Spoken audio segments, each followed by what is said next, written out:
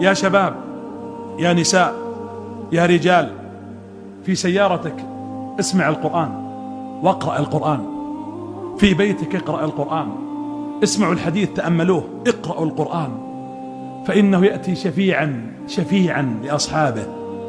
ما قال احفظوا، والحفظ مرتبة أعلى، لكن قال اقرأوا، لا تتعذر انك ما انت بحافظ، اقرأ القرآن فإنه يأتي شفيعا لكم يوم القيامة.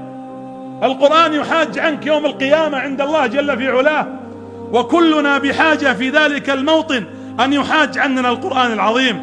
يأتي يوم القيامة القرآن وأهله، منهم يا رسول الله الذين كانوا يعملون به في الدنيا، تقدمهم سورة البقرة وآل عمران تحاجان عن صاحبهما، وفي رواية ولهما غمامتان ظلتان، ظلة فوق الشخص تظلل عليه يوم لا ظل إلا ظل عرش الرحمن، أو تستظل تحت العرش بصدقتك، أو تستظل بحفظك لكتاب الله. يقال لقارئ القرآن اقرأ ورتل وارتقي كما كنت تقرأ وترتل في الدنيا. هنيئا لشباب القرآن، وهنيئا لحلقات القرآن، وهنيئا لآبائنا الكبار في السن وأمهاتنا وأخواتنا الذين يجلسون الليل والنهار يقرؤون القرآن. ولذلك العلماء من هذا الحديث بعضهم يقول إن عدد منازل ودرجات الجنة بعدد آيات القرآن الكريم. يقال اقرأ وارتقي فإن منزلتك عند ايش؟ عند آخر آية تقرأها، عند آخر آية. يوم القيامة إذا قيل لك اقرأ ووقفت يوم القيامة وش تقف عليه؟ تقف على آية واحدة؟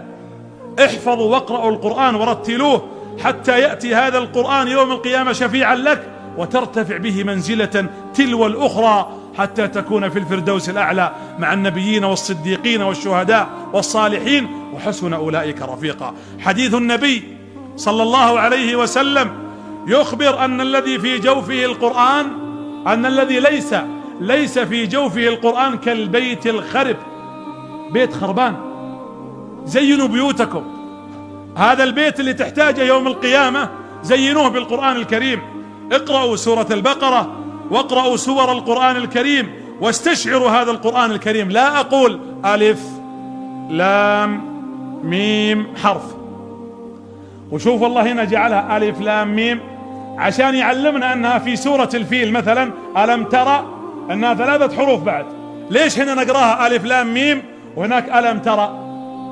هكذا جاءت الأحرف بقراءتها نقرأها تعبدا، لكن في الأجر هي 3 حروف، ألف لام ميم وألم ترى 3 حروف. ولا أقول ألف لام ميم حرف، ولكن ألف حرف ولام حرف وميم حرف.